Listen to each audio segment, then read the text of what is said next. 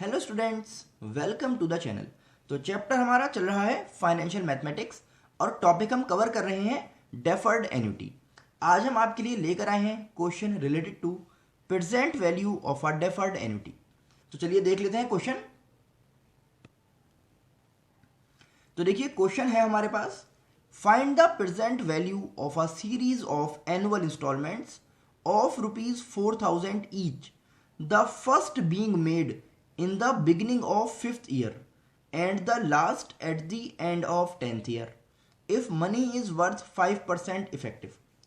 देखिए आज का जो क्वेश्चन है वो आपको बहुत ही ज़्यादा समझकर और बहुत ही ज़्यादा ध्यान से करना है, क्योंकि आप यहाँ पर देखेंगे कि यहाँ पर आपको गिवन है the first being made in the beginning of 5th year. Previous lecture में आपने जो क्वेश्चन देखा था वहाँ पर गिवन था कि first being made at the end of 5th year. तो आप देखेंगे कि छोटा सा ये वर्ड चेंज करने से किस तरह m की वैल्यू चेंज हो जाएगी। तो चलिए पहले समझ लेते हैं ये क्वेश्चन। तो देखिए क्वेश्चन में आपको गिवन है कि एनुअल इंस्टॉलमेंट्स हैं ₹4,000 के। तो स्मॉल ए हो गया 4,000।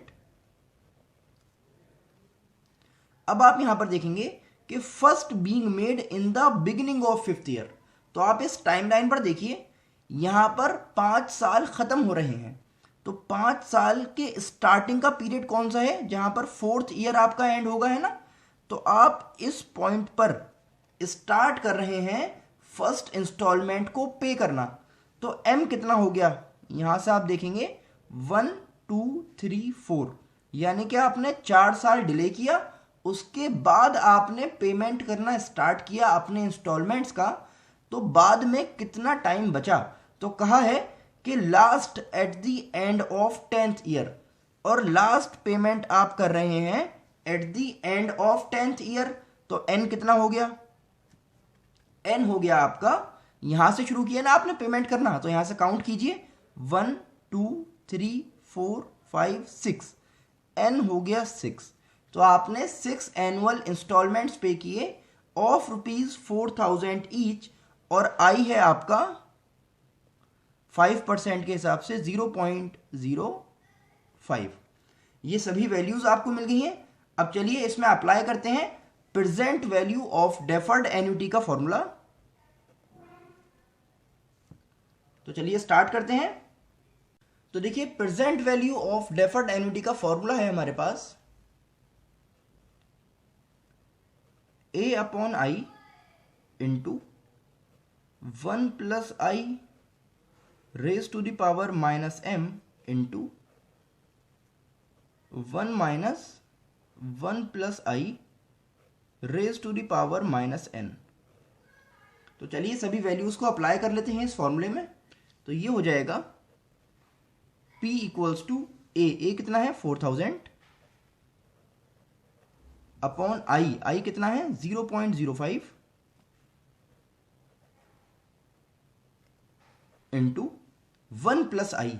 तो 1 प्लस 0.05 कितना हो गया 1.05 raise to the power minus m। m कितना है 4, तो ये हो गया माइनस का 4 into 1 minus 1.05 raise to the power minus n, यानी कि माइनस का 6। ठीक है ना। चलिए इसको फर्दर सॉल्व कर लेते हैं। तो देखिए अगर आप चाहें तो यहां पर भी इसकी लॉग की वैल्यू कैलकुलेट कर सकते हैं, लेकिन हमने आपसे कहा है कि जब भी पावर माइनस में हो तो पहले उसको पॉजिटिव कर लिया करें, तो उसमें लॉग कैलकुलेट करना ईजी हो जाता है। तो चलिए पहले इसको पॉजिटिव कर लेते हैं। तो 4,000 upon 0.05 into 1 upon 1.05 raise to the power 4 into 1 minus 1 upon 1.05 raise to the power 6। तो चलिए अब वैल्यू कैलकुलेट कर लेते हैं 1.05 रेज टू द पावर 4 की और 1.05 रेज टू द पावर 6 की with the help of log. तो चलिए इसको सॉल्व कर लेते हैं। तो ये हो जाएगा log x equals to 4 log 1.05 log x equals to 4 into, अब आपको इसकी वैल्यू कैलकुलेट करनी है। तो पहले आप देखेंगे कि पॉइंट से पहले यहां पर लिखा हुआ है 1 और 1 माइनस 1 हो जाएगा 0, तो 0 पॉइंट। अब आपको लॉग टेबल में देखना होगा 10 की वैल्यू 5 पर, तो चलिए देख लेते हैं। तो देखिए 10 की वैल्यू 5 पर है, 0 2 1 2, इसको लिख लेते हैं। तो ये आ गया 0 2 1 2, तो ये हो गया log x equals to this into this which is equal to 0.0848। ये आई वैल्यू ऑफ log x। तो x हो जाएगा एंटीलॉग ऑफ 0.0848। अब आपको एंटीलॉग टेबल में देखना होगा 0.8 की वैल्यू 4 पर और 0.8 की वैल्यू 8 पर। तो चलिए देख लेते हैं।